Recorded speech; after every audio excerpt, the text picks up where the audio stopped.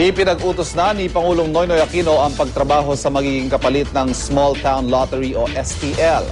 Bilang ng araw ng STL dahil hindi raw ito naging epektibo sa pagpigil sa iligal na sugal na weteng.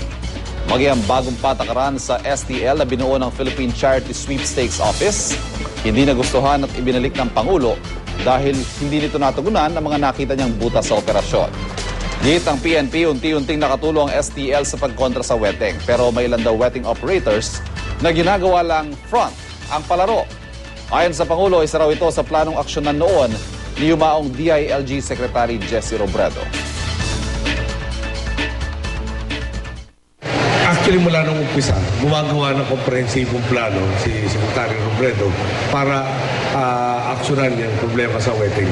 Yung pag sinabing komprehensibong plano, yung sinasabing di umano, allegation na may mga STL operators na ginagamit na parang tawag sa Tagalog, sanggalang ng mga nagwe-wetting.